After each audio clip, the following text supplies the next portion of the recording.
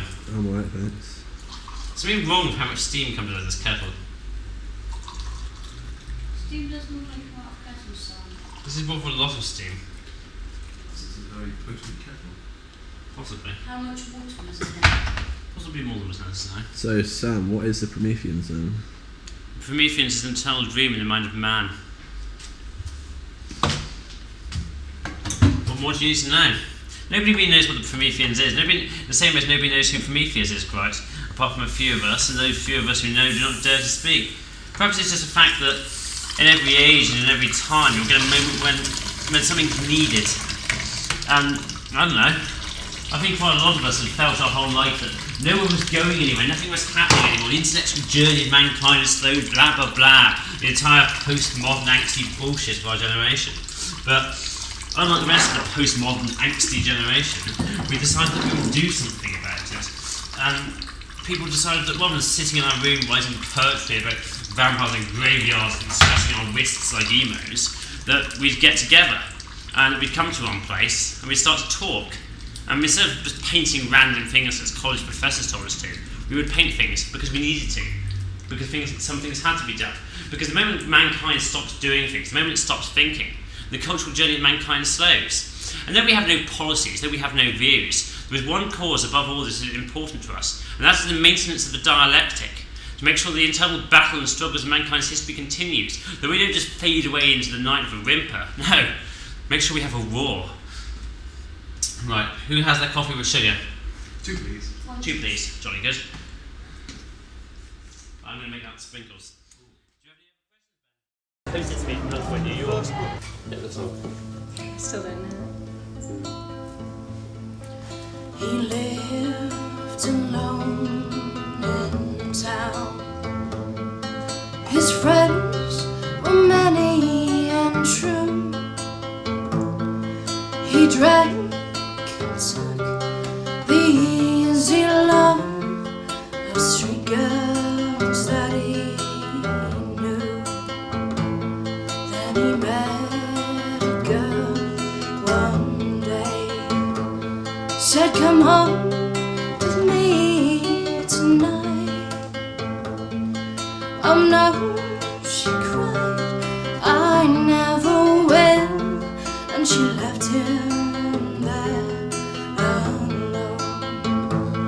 And the days went by, and days went by, and they did long for each other. Every hour was still there, not be bound. And the places of young men I never will be bound. But no, I love you, tearful one, much more than I can show.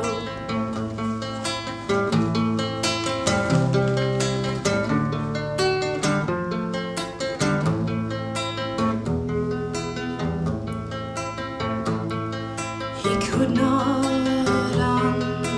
understand. He thought she could not care. "Oh, take me far away," she cried, but he could not hear her prayer. "Wander with me now, oh, wander off alone." But no, I love you, tearful one, much more than I can show. Well, I've only been like 4 or 5 times, but I would say it's a really good sort of platform for artists and thinkers to really come together and discuss their ideas about the world, I guess, and how we see the world and perceive the world. And it's just a really exciting place to come. It's very accepting, and anyone with any ideas, no one's ever told they're wrong. You can just, have your own opinion, stand up and share it with the group, and sort of evoke a discussion about it, really. Right, and now it's time to spin the news propeller and turn the Nev filter into the media wind. Anxious Britons around the world remain glued to their radios for further news of Prince Philip's health, following his life-threatening 3-day battle with the deadly Clod virus at the weekend. The Prince was admitted to the £500 a night King Edward Potato Hospital last Thursday as a precautionary measure, after a prolonged bout of trying to get a lot of unpleasant stuff about foreigners off his chest. The Queen's personal Harley Street physician, Professor John Cunningham, who visited the ailing 86-year-old Duke, said the Clod was the worst he had seen in his entire career, and added that the best thing for him to do would be to wrap up and stay indoors, well away from cameras. The Duke has since been discharged from hospital and is said to be vituperating well at Windsor Castle. Universities in the UK have been told that they must make their admissions procedures more transparent, University Secretary John Denham told the Higher Education Funding Council on Tuesday. There are far too many clever people at university and this is wrong, said the Minister. I want to see lots more vicious thugs from deprived inner city war zones terrorising our campuses. Otherwise, society will get the impression that university admissions are based on some kind of discrimination, like merit. This does not sit well with young, thick people, who may get the impression that being a feral illiterate is in some way a barrier to academic achievement. Mohammed Fayed yesterday apologised to the royal family and to the nation after the Diana inquest delivered a verdict of unlawful killing. The jury found that his drunk employee, driver Henri Paul, and the paparazzi were jointly responsible for the fatal Paris crash.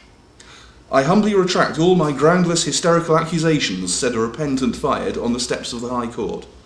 Diana was certainly not murdered by Prince Philip, Prince Charles, MI5, MI6, MI2 starring Tom Cruise, the SAS, the KGB, the KLF, CBBC, Islamic fundamentalists, the McCanns, Lee Harvey Oswald, Gavrilo Princip, Jack the Ripper, the Spanish Inquisition, Richard III, or Pontius Pilate.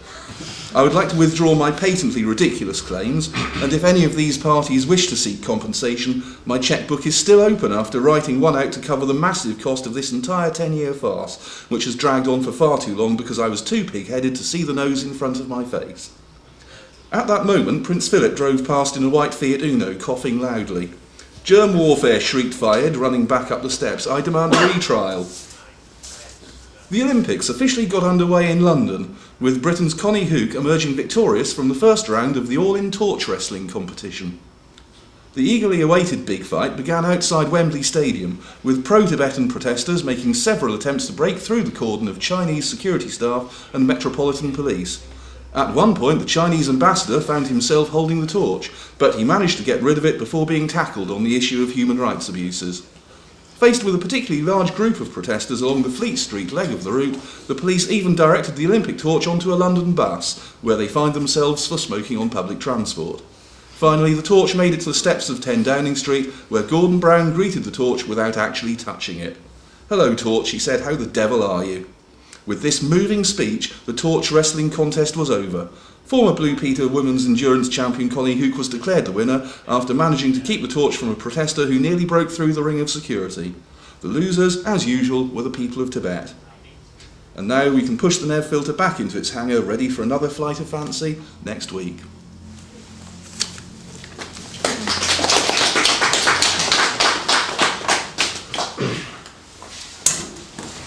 I think it's good, mainly because Plymouth is a little bit dull, and I think that Plymouth people need to start using their brains to think a bit. It's good. It's a good idea. I mean, there isn't a lot of things like that here.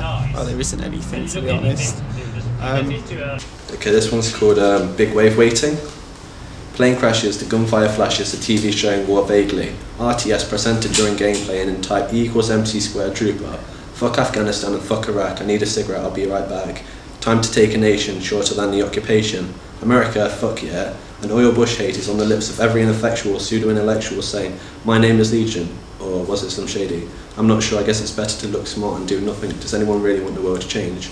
I'm no guy, a doctor, but still suspicious of each disaster. I think we may need more than just a plaster. We all can see how we might be heading for a catastrophe. Is it tomorrow or the day after tomorrow? Who cares, I'm sure they'll take care of it tomorrow. Say no to ID database states, chipped radio frequency, double think speak, political puppetry, a war on what, a war on terror, or war in the interest of international banking global elites, making money regardless of victory or defeat, the aim to draw out the game thereby drawing out profits. So let Robbie entertain you while they rob you. and enslave you with distraction? Can you hear the alarm bells buzzing, a big wave warning? Can you sense a storm incoming closer, something big and soon? A changed typhoon? I don't know what, but it feels soon. Renaissance to revolution, a bigger problem or a solution. Brilliant.